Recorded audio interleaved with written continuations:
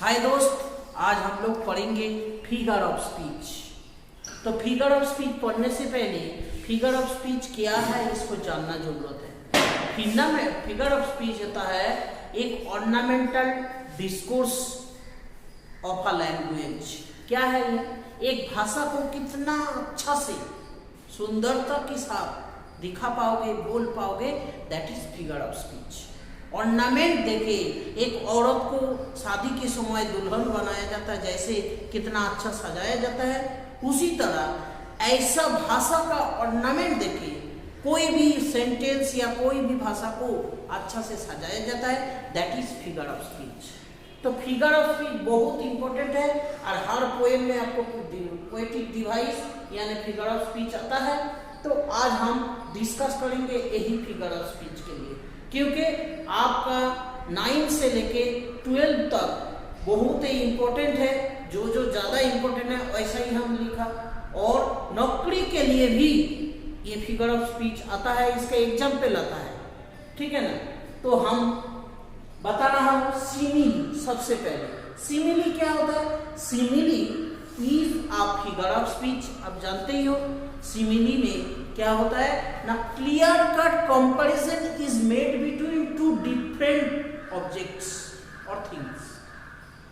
Clear compare दिखाएगा, लेकिन दोनों अलग अलग चीजों में, दोनों अलग अलग ऑब्जेक्ट में। जैसे I wonder lonely as a cloud, तो आई माने पोएट, आई और क्लाउड दोनों अलग अलग ऑब्जेक्ट, लेकिन यहाँ एक क्लियर कंपेयर हो रहा है, ठीक है, आई के साथ और क्लाउड का। तो इसको समझने के लिए सबसे सीधा उदाहरण है एज और लाइक, जिसमें रहेगा हम समझ लेंगे, या तो एज नहीं तो लाइक सिमिली हो जाएगा। Next metaphor. मेटाफोर सिमिली के just opposite. Interlaid comparison is made between two different object, माने इसका कंपैरिजन दिखाई नहीं पड़ेगा, समझना। अंदर इंटरलाइड माने क्या? अंतर्निहित कंपैरिजन, तुलना जो है अंतर्निहित रहेगा। जैसे देखो, camel is the seat of desert, ये मेटाफोर है। डेजर्ट माने रेगिस्तान, तो रेगिस्तान में आपको तो जहाज नहीं मिलेगा, तो कैमल माने ऊंट, इसके सहारा से ही आपको जाना पड़ेगा। जैसे समुद्र में सीप के सहारे, जहाज के सहारे आपको जाना पड़ता है, उसी तरह रेगिस्तान में कैमल के सहारे में जाना पड़ता है। तो ये मेटाफोर है। इसमें कंपैरिजन जो है आपको एज लाइक देके दिखाया नहीं जा रहा है, लेकिन आपको समझना है कि कैमल और यहाँ सीप दोनों में जो कंपेयर है यही दिखाया गया। थर्ड है पर्सोनिफिकेशन, वेरी वेरी इंपॉर्टेंट है, तीनों बहुत इंपॉर्टेंट है। ऑलमोस्ट ऑल द पोएम्स में तीनों रहेंगे, सिमिली, मेटाफोर, पर्सोनिफिकेशन, ऑलिटरेशन, ये सब आता है, ठीक है ना। तो पर्सोनिफिकेशन क्या है? पर्सोनिफिकेशन ना, to give a personal attribute to any kind of inanimate object, माने कोई भी जिसके अंदर जान नहीं है, जो बेजान है, उसके अंदर जान डाल देना, दैट इज पर्सोनिफिकेशन, ठीक है। जैसे the flower puts up its head, flower माने फूल, ठीक है। फ्लावर क्या कर रहे हैं? अपना माथा को ऊपर दिए, जब भी सनशाइन पड़ता है तो फ्लावर देखोगे और ब्लोजम होता है, तो that is flower puts up its head, ठीक है। ऐसा करके इसमें फ्लावर में पर्सोनिफिकेशन माने जान नहीं है, फ्लावर में जान क्या है, लेकिन उसके साथ कंपेयर कर रहा हूं क्या? नहीं, जान, जीवित आदमी जैसा। माई सोड is just like a bird, ठीक है, माई सोड हैज एनफ पावर। तो ये क्या हो रहा है? पर्सोनिफिकेशन हो जा रहा है, पर्सोनिफाइड किया जा रहा है। जे जान नहीं है, बेजान है, लेकिन उसको जान बना दे रहा हूं। Next oxymoron. ऑक्सीमोरन क्या होता है? ऑक्सीमोरन माने दो two opposite words are juxtaposed in a same place, ठीक है। दोनों बिल्कुल ऑपोजिट वर्ड एक दूसरे का, लेकिन एक ही जगह बैठ के एक असली मीनिंग निकाल देगा, ऑक्सीमोरन। जैसे देखो, the train is regularly irregular. Train जो है बोला जाता है ना, स्टेशन में ट्रेन रोज ही तो इरेगुलरली आता है, कोई टाइम का ठीक नहीं है, माने क्या? ट्रेन रेगुलर रूप से इरेगुलर है। देखो रेगुलर का ऑपोजिट है इरेगुलर।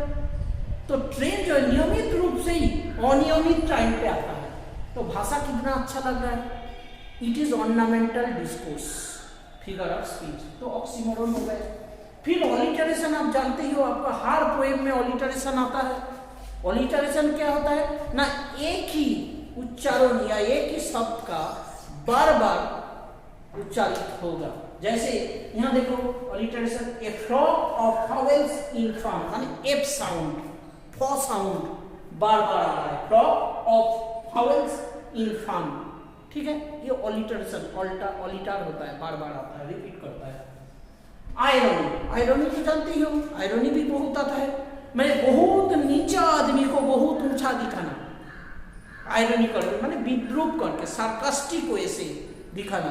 ठीक है, आयरनी बोला जाता है। जैसे देखो, and Brutus is an honourable man. Brutus कौन है आप जानते हो? ब्रूटस इतिहास में बहुत एक खराब व्यक्ति। ठीक है, ब्रूटस एक बिजनेसमैन था। ठीक है, जो बहुत ही विश्वासघातक। ठीक है, तो Brutus is an honourable man. Brutus को हम क्या बोल रहा हूं? बहुत अच्छा आदमी, ऑनरेबल आदमी, सम्मानीय आदमी, लेकिन आदरणीय आदमी ऐसा नहीं है। फिर है एंटीथेसिस। एंटीथेसिस माने क्या? जैसे united we stand, divided we fall, ऐसा भी आप सुने हो, मोरालिटी, मोरल स्टोरी में है, जो एकता ही बॉल। ठीक है, तो पूरा फ्रेज एक जगह उसका ऑपोजिट हो जाएगा, जो इसको बोला जाता है एंटीथेसिस। यूनाइटेड वी स्टैंड, अगर यूनाइटेड रहेंगे, एक रहेंगे तो खड़ा रह सकता हूं, और डिवाइडेड हो जाएंगे तो गिर जाएंगे। ठीक है ना, डिवाइडेड वी फॉल। ठीक है, ये एंटीथेसिस बहुत इंपॉर्टेंट। नेक्स्ट है exclamation. What a piece of work is a man. Exclamation माने क्या? आप जानते हो एक्सक्लेमेटरी मार्क जैसा। एक्सक्लेम माने मन का सडन रिएक्शन, फीलिंग को निकाल रहा हूं, तो एक्सक्लेमेशन है। ठीक है, जैसे मैन का जो क्रिएशन है, what a piece of work is a man, हो गया एक्सक्लेमेशन। ये भी आता है, बहुत सारे पोएम में है। और क्या? क्लाइमैक्स। आप जानते हो, कोई भी ड्रामा पढ़ोगे, कोई भी स्टोरी पढ़ोगे, स्टोरी का क्लाइमैक्स स्टेज होता है। क्लाइमैक्स स्टेज माने क्या ना, उसका सर्वोच्च सीमा, वो क्लाइमैक्स होता है। और जैसा आई केम, आई सॉ एंड आई कॉन्क्वायर्ड, पहले वो आए थे, फिर वो देखे थे, फिर वो जयलाभ किए, तो ये हो गया आपका क्लाइमैक्स। सेकंड है एन एंटी क्लाइमैक्स। लास्ट जो है ये भी बहुत इंपॉर्टेंट। एंटी क्लाइमैक्स मैंने क्या? सर्वोच्च सीमा से जो एकदम सर्वनिम्न सीमा, इसको बोलता है एंटी क्लाइमैक्स। क्लाइमैक्स का ऑपोजिट है एंटी क्लाइमैक्स। दोनों फिगर ऑफ स्पीच, दोनों बहुत इंपॉर्टेंट है। तो इसमें देखो example, she lost her husband, वो अपने हस्बैंड को खो देती है। फिर हाउस को खो देती है। फिर है एंड हर हैंडकरचीफ, अपना रुमाल को भी खो देती है। मैंने पूरा सबसे क्लाइमैक्स स्टेज से नीचे एकदम आ रहा है, तो पहले हस्बैंड को दिया, उसके बाद हाउस को दिया, उसके बाद हैंडकरचीफ खो दिया। इसको बोला जाता है एंटी क्लाइमैक्स। तो ये 10 फिगर ऑफ स्पीच हमने दिया, याद करोगे, और बहुत ही बेनिफिशियल, बहुत ही कामदायक है, आपको याद रखना ही है, तभी आप आगे बढ़ोगे। Thank you.